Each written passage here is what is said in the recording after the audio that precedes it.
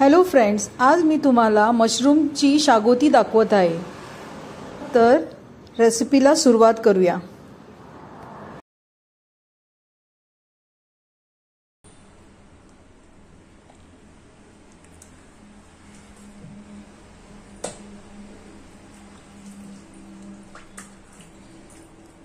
स्वच्छ पाण्याने आपण 2-3 वेळा धुवून घ्यायचे, कारण हे शेतातली अळमी आहे जी गोव्याला पावसाळ्यात मिळते।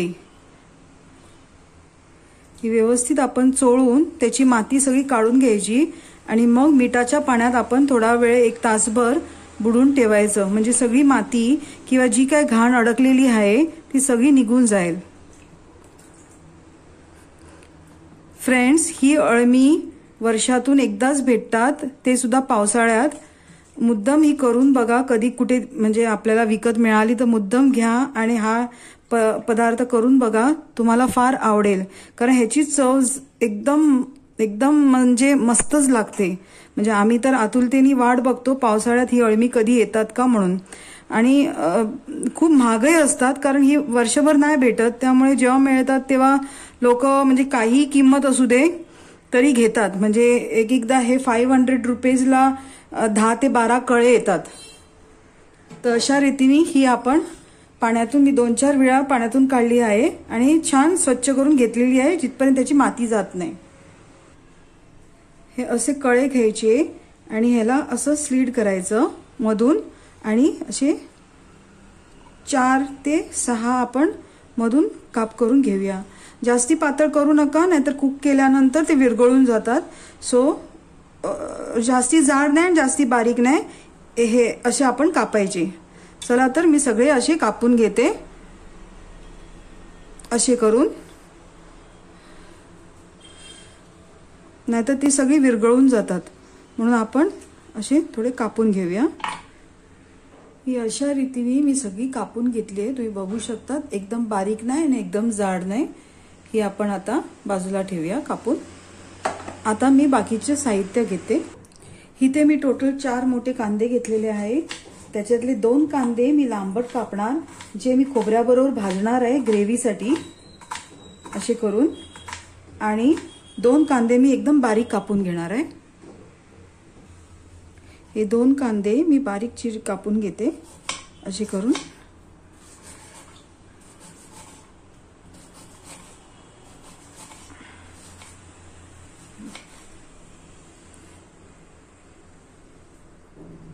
इथे मी सगळा गरम मसाला घेतलेला आहे, जसं लसूण आहे, जिरं आहे, सायजिरं आहे, दालचिनी आहे, मिरी आहे, आलं आहे, लवंग आहे, दगडफूल आहे, जायफळ आहे, आणि मोठी वेलची, आणि धणे मोठे 2 टेबल स्पून, आणि या गोव्याच्या गावठी मिरच्या आहे, आणि हे तीळ आहे 2 चमचे मोठे।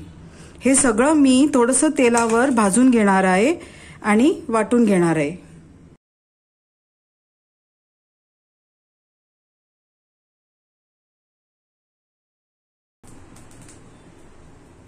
तेल जरा तापलं की ह्याच्यात सगळे पहिले आपण खडे मसाले घालून घेऊया।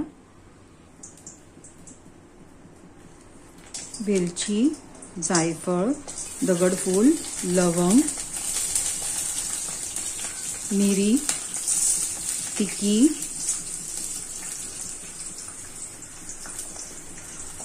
लसूण, जिरं आणि धणे थोड्या वेळाने घालूया, कारण ते लगेच भाजलं जातं। आणि तसंच मी आलंही घालून घेते आहे। आणि छान आपण आता मसाले फ्राय करून घेऊया, कारण जिरं धणे हे लगेच होऊन जातं, पण हा जो खडा मसाला आहे त्याला जरा वेळ लागतो, म्हणून मी ते पहिली फ्राय करून घेते आहे। 1-2 मिनिटं आपण परतवले की मग आपण त्याच्यात सुकी मिरची घालूया, जी आहे, आणि हे छान त्याच्यात फ्राय करून घेऊया। तीळ, जिरं आणि धणे हे मी लास्टला घालणार, कारण नाहीतर ते करपून जातील।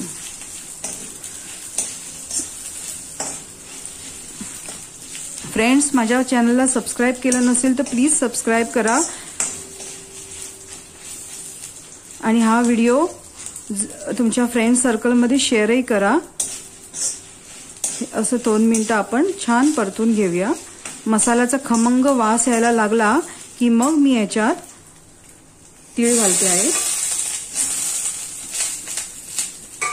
आणि तसंच हे बाकीचं जे जिरे वगैरे होतं, धणे वगैरे ते घालते आहे. हे आपण सुद्धा त्याच्याबरोबर छानपैकी फ्राय करून घेऊया.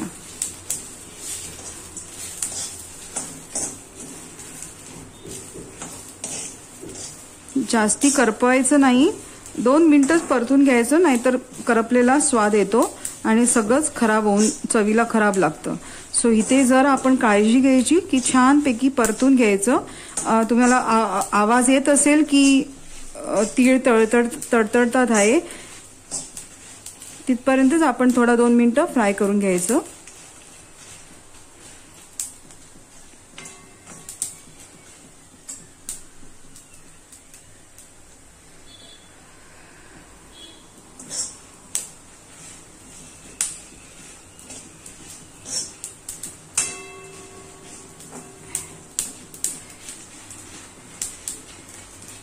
आता आपण हे काढून घेऊया.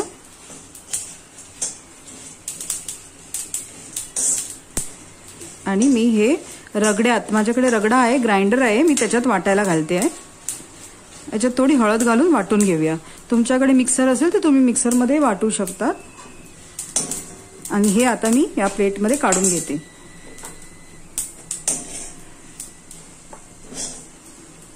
जरा थंड झालं की आपण वाटून घेऊया.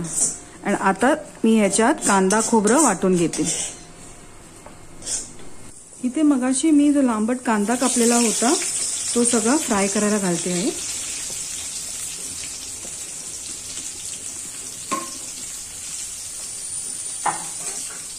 आणि हा आपण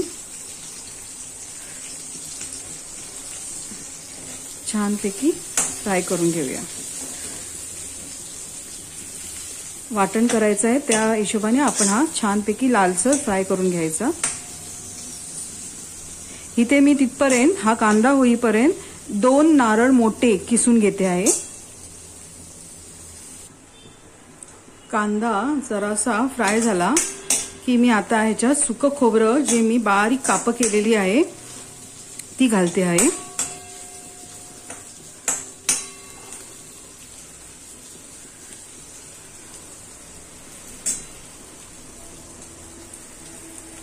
एवढा कांदा फ्राय झाला की मी त्याच्यात खोबरं ऍड करते.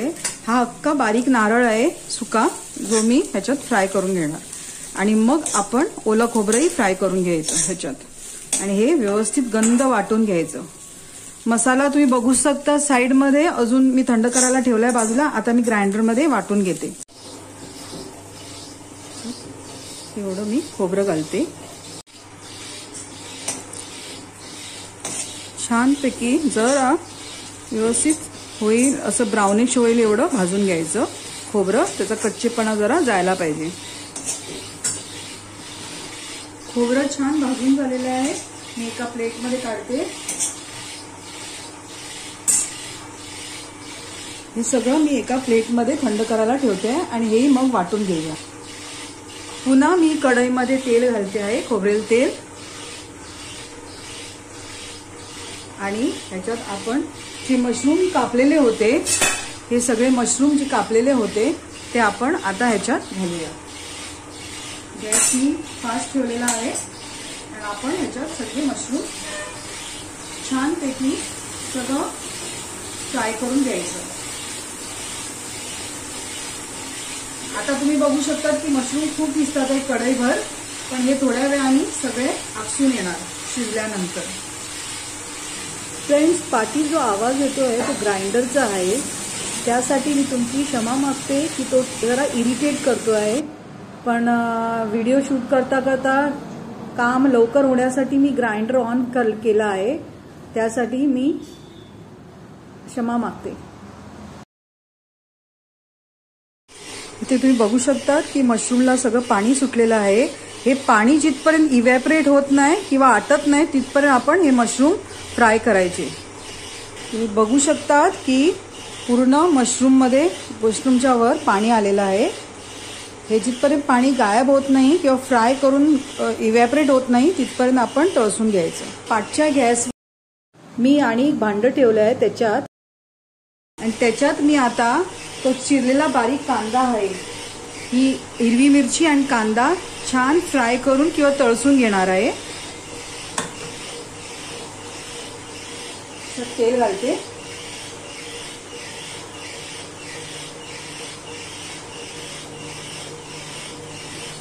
मी सगळ्याला खोबरेल तेल वापरलेलं आहे, तुम्हाला जे तेल पाहिजे ते तुम्ही वापरू शकता। आमच्या घरात खोबरेल तेल घरीच बनवतो, आमची स्वतःची नारळाची झाडं असल्यामुळे आम्ही जास्ती वापर खोबरेल तेलाचाच करतो।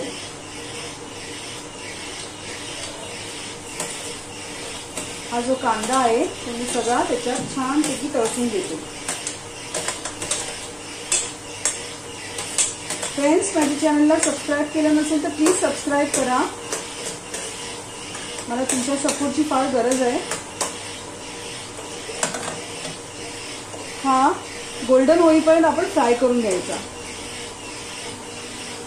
तुम्ही बघू शकता की ते सायमल्टेनियसली पाणी किती आटलेलं आहे, हे पूर्णपणे सुकून व्हायला पाहिजे, म्हणजे हे सुकेपर्यंत आपला कांदा तळसून होणार। इथे मी 1 चमचा मीठ इकडे घालते आहे आणि 1 चमचा मीठ कांद्यात घालते आहे, ताकी ते लवकर आटून येईल, पाणी त्याचं सोक होऊन आपण लवकर फ्राय होईल। तुम्हाला माहितीच असेल कांद्यात मीठ घातलं की तो लवकर फ्राय होतो।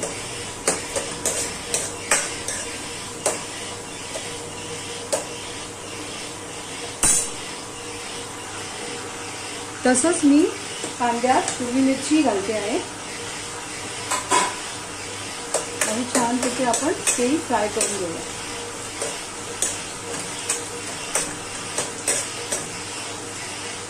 इथे तुम्ही बघू शकता पाणी पूर्ण इव्हॅपरेट व्हायला आलंय आणि आपली मशरूम आता 5-1 मिनिटं तरी आपण तळसून घेऊया, कारण ते अजून तुम्ही बघू शकता ते शिजले नाहीये, थोडे मशरूम पांढरे आहे, तर ते जिथपर्यंत असे होत नाही पूर्ण सगळे तिथपर्यंत आपण फ्राय करून घ्यायचे। फ्रेंड्स, तुम्ही बघू शकता की पूर्णपणे पाणी इव्हॅपरेट झालेला आहे आणि मशरूमही कुक झालेले आहे। हे बघा, बघितलं? आता आपण हा गॅस बंद करूया आणि इकडे हा कांदा जरा ब्राऊन आणि थोडा व्हायला पाहिजे, त्याला छानपैकी आपण ब्राऊन करून घेऊया। फ्रेंड्स, इथे रगड्यात ग्राइंडरमधून मी जे खोबरं आणि कांदा भाजलेला होता ते वाटून घेतलेला आहे, आणि तसंच जो गरम मसाला होता, मी जो गरम मसाला काढलेला मगाशी तोही वाटून घेतला आहे। हे 2 वाटण आता मी या ग्रेव्हीमध्ये जसा कांदा फ्राय झाल्यानंतर ऍड करणार।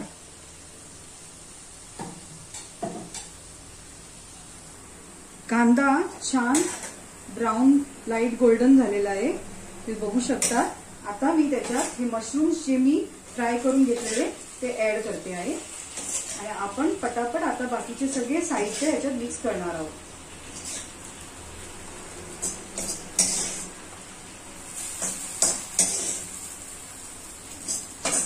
सर्वात जास्ती टाइम लागतो तो फक्त मशरूम फ्राय करायला, बाकी नॉर्मल आपण म्हणजे जशी ग्रेव्ही करतो तसाच बाकीचा प्रोसिजर आहे। फ्रेंड्स, हे मशरूम तुम्हाला कुठेही म्हणजे कोण विकत वगैरे असेल आणि तुम्हाला आढळले तर नक्की घेऊन अशा पद्धतीने करा। गोव्यात ह्याला मशरूमची ग्रेव्ही किंवा शागोती म्हणतात।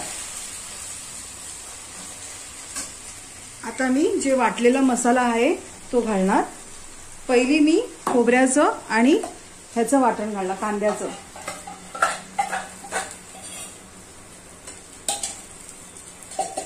हे छानपैकी मिक्स करून घेऊया।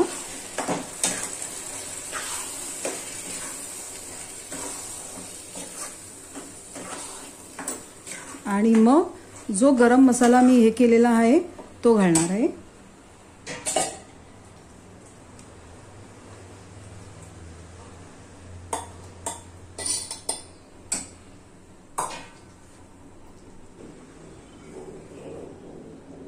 छानपैकी आपण हे मिक्स करून घेऊया.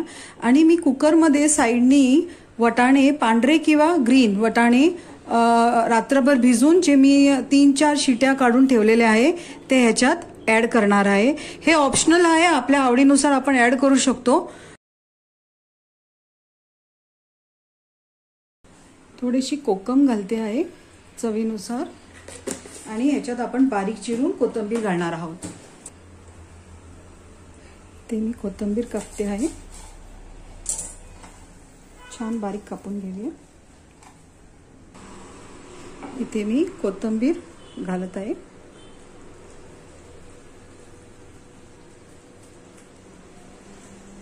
आपली डिश रेडी आहे.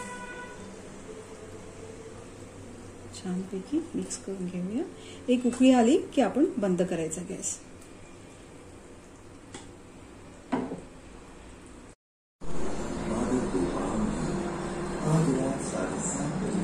असं सॅलड बरोबर आणि चपाती बरोबर तुम्ही सर्व करू शकता. चला तर भेटूया नेक्स्ट व्हिडिओमध्ये. तिथपर्यंत स्वस्त राहा, मस्त राहा. Thanks for watching.